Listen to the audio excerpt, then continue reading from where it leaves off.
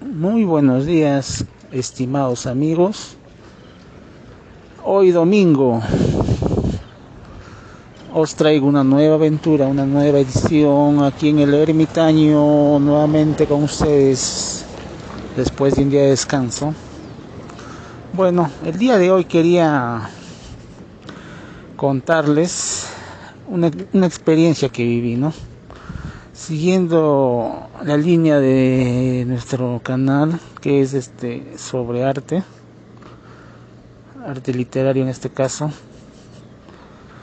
Ayer me dispuse a saber más, a enterarme más sobre la gran obra maestra del francés Victor Hugo, como yo les había prometido antes, que iba a involucrarme de lleno en Los Miserables, novela publicada en el año 1865 por el gran escritor francés Victor Hugo, considerado el padre del romanticismo, el iniciador del romanticismo, ¿no? De esta corriente literaria. Y a medida que fui avanzando se me fue acelerando el corazón. Una impresión, un impacto. Qué impactante esta historia, realmente. Qué genio Victor Hugo para combinar situaciones, personajes, sobre todo el amor. El amor se manifiesta en todas sus formas, es decir, hay romance, amor de un padre hacia su hija, amor de una madre hacia su hija, y el amor filial con el que empieza la magistral obra del gran Victor Hugo. Sí. Voy a dar mi punto de vista sobre la síntesis de la obra, ¿no? Mío, por ejemplo, Victor Hugo pone por título a su magnánime obra Los Miserables, lo cual la sociedad de esa época calificaba así a la persona sin opulencia, sin escala social, ¿no? Los últimos de la sociedad, los campesinos, ¿no? Los sin nombre, los ignorantes, los analfabetos. Pero hay otra miseria que es más condenable que el ser pobre, por decirlo de alguna manera, la miseria del alma, la miseria de no tener sentimientos, la miseria interna, ¿no? Eso es lo que plasma Victor Hugo en esta magistral obra. La miseria. ¿Quién es realmente miserable? ¿Qué tipos de miseria hay en este mundo? ¿No? Cómo la regeneración del hombre puede hacer que cuando uno decide hacer lo malo, dé un giro en su vida, en su conciencia, en su alma para hacer lo bueno. La lucha interna en el alma del hombre para reivindicarse ante Dios y la sociedad. El personaje principal, Jean Valjean, un hombre que es condenado a 19 años de cárcel por el delito de tener hambre. Robó un pan de un hombre rico, algo por ahí, y condenado al presidio y etiquetado como ladrón, ¿no? En la Francia del siglo XIX, y eso es real, ¿eh? Es real. En la Francia del siglo XIX, ser ladrón, cuando uno comete un delito, era etiquetado de por vida, seas asesino, seas ladrón, por más pequeño que sea tu delito. Donde vayas la gente sabe que eres un ladrón. Y sale de la prisión Valjean, nadie le da hospedaje, salvo un obispo, al cual le da alojamiento, comida. Valjean, como había sufrido injusticia, encima había trabajado en la cárcel 19 años y no recibió nada. Renegado, resentido con la vida, con la sociedad, con el hombre, con el prójimo. Le roba al obispo un candelabro de plata, el cual su feroz enemigo Yaré captura y devuelve al obispo. Encontré a este hombre ha robado su candelabro, señor. Y el obispo le responde magnánimamente, le dice, no, señor, yo se lo he regalado. Es más, amigo mío, olvidaste el segundo porque yo te regalé un par. Llévatelo. Y liberan a Valjean. Mortificado el policía, el guardia, el enemigo de Valjean, no le queda más remedio que soltarlo, ¿no? A Valjean. Valjean dentro de sí dice, nunca esperé que hubiera una persona así en todo el planeta, en todo el mundo, y crea dentro de él una semilla de esperanza, de bondad, ¿no? En el alma de Valjean, quien se muda a otro pueblo con otro nombre, porque ya no era pues el ladrón, ¿no? Ya no quería tener esa etiqueta. Querido por el pueblo, querido por sus demás compañeros del pueblo, un pequeño pueblo, y llega a ser rico. Forma una empresa de joyas de fantasía y se hace alcalde incluso, la cual tiene empleados y una mujer también, una mujer madre soltera, era su empleada, pero es despedida por un capataz de Valjean, y Valjean no estaba enterado de eso, y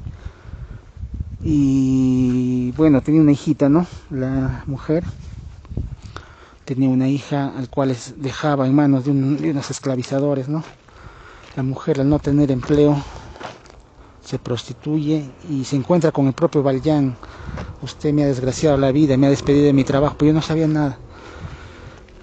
Está bien, mujer, perdóname, no sabía, ¿qué puedo hacer por ti? Busque a mi hija, es lo que más quiero en la vida, búsquela, está en tal sitio, le dice.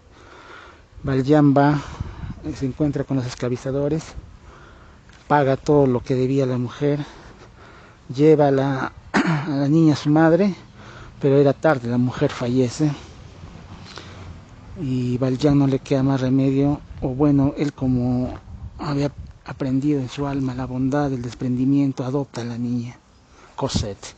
Cosette se llama la niña, a la cual él adopta como su progenitor y llena el vacío de su alma, ¿no? Padre, hija, hija, padre son desde ese momento. Valjean, pero nuevamente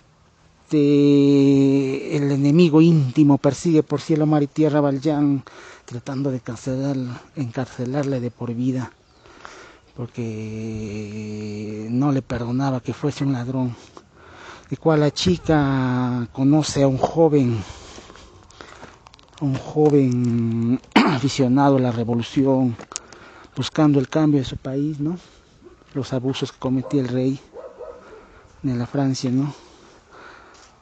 La época se desarrolla el autor plantea todas estas situaciones en la mismísima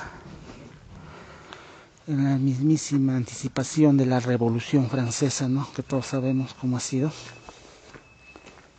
Se enamora perdidamente de la chica, Marco, un joven revolucionario,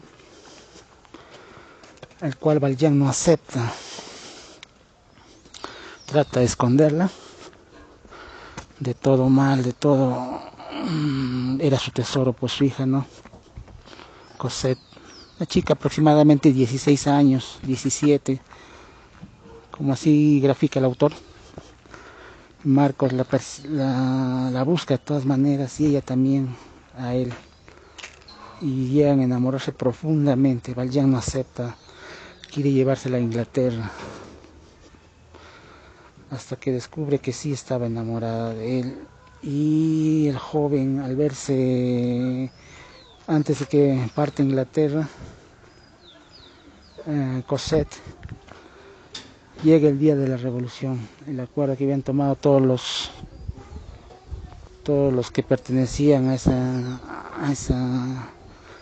faz, a ese grupo de revolucionarios.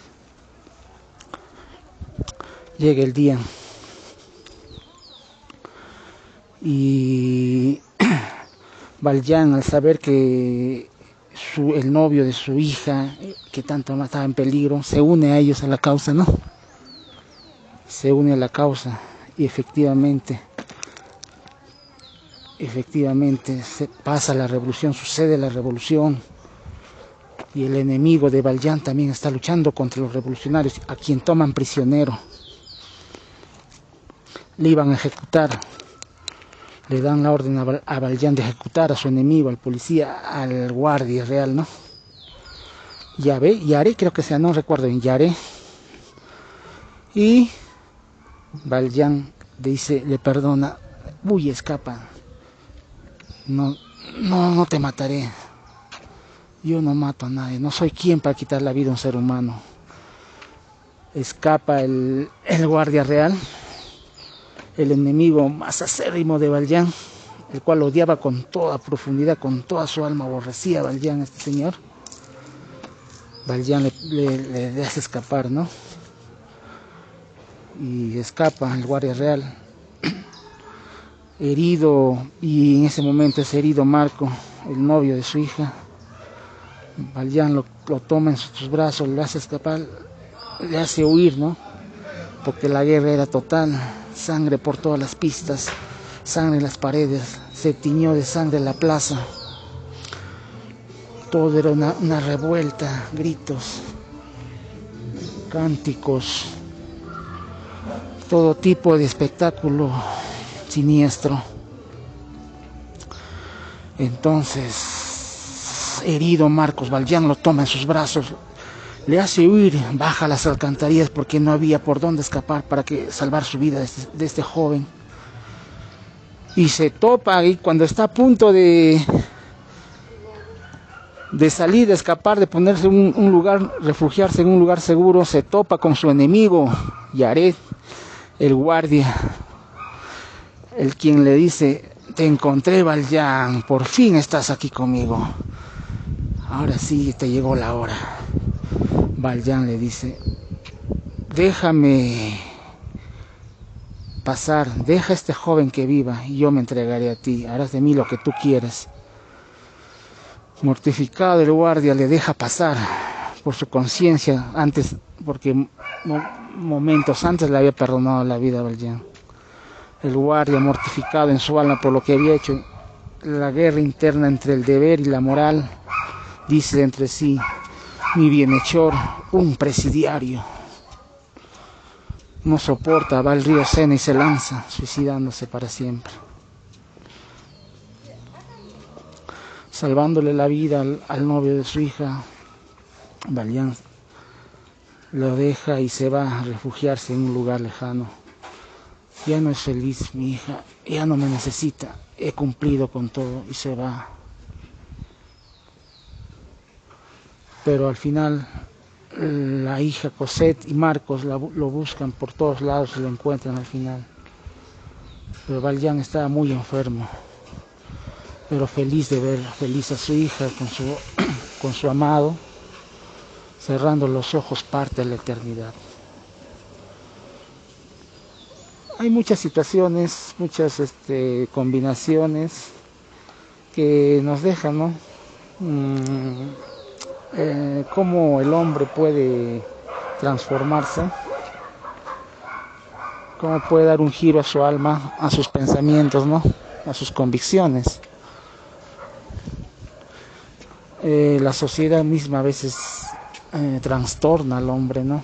La maldad de las personas, la hipocresía social, etiquetar a alguien, decir es un ladrón, es un asesino o es un miserable, ¿no? ¿Por qué? Por no tener dinero, por ser de bajos recursos o por no haber recibido la instrucción de vida, ¿no? A eso va el autor. ¿De qué miseria hablamos, no? ¿Qué es la miseria? ¿Qué es la miseria? Y entonces el amor puede cambiar, transformar vidas, no la instrucción, no la reprensión, no exactamente la fuerza, pero como el obispo transformó para siempre a un hombre, Valjean. No, amigo, tú no has robado, yo te lo he regalado, toma otro candelabro porque eran un par. Señor, yo le he regalado, ¿no? Dar la otra mejilla, ¿no? y entonces crea en él un espíritu solidario y bueno, ¿no? Siempre fue el bueno.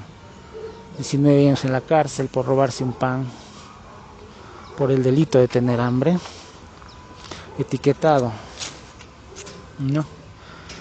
Y bueno, adoptando a una persona que llenó su alma, ¿no? Una muchachita que no era su hija, pero desde ese momento pasó a ser como su hija, ¿no? La revolución y un sinfín más de personajes que sería un poco tedioso enumerarlos uno a uno, ¿no? Y más situaciones, pero crea este personaje, ¿no?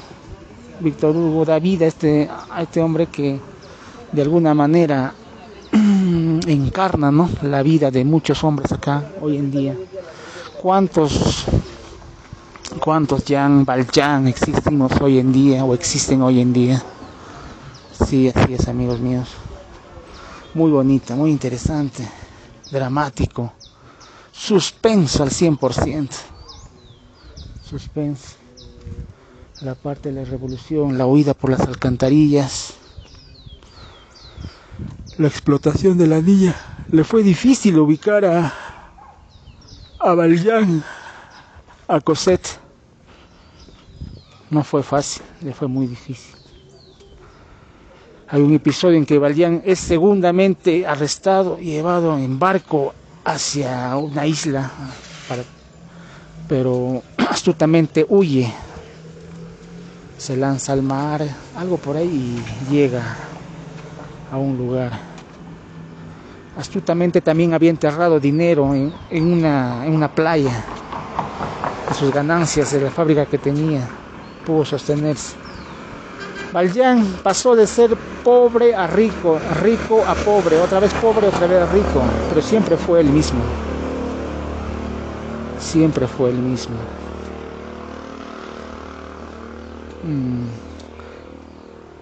Cuando se convirtió, ¿no? Claro, porque al inicio él dudaba, una guerra en él entre hacer lo bueno o hacer lo malo, en hurtar o no hurtar, en ser un santo o ser un monstruo. Así es, queridos amigos, espero hoy les haya gustado este relato, magnífica obra. Me dejó así en una sensación muy angustiante, pero deleitante.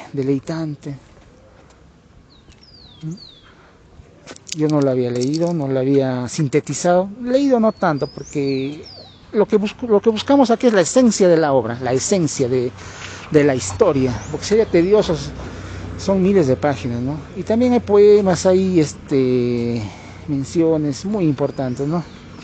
La síntesis, la esencia de la obra, eso es a donde vamos, amigos míos. Espero os haya gustado este relato humilde. Su servidor para siempre con ustedes, el ermitaño, siempre con ustedes, amigos míos. Y les anuncio que la próxima obra en cuestión será del ruso Crimen y Castigo. Dostoyevsky, un genio más, otro genio de la literatura universal. Fyodor Dostoyevsky. La próxima. Bueno, me despido. Ha sido un placer compartir con todos ustedes este humilde relato. Gracias por vuestra atención, buenas vibras, feliz domingo. Gracias, permiso.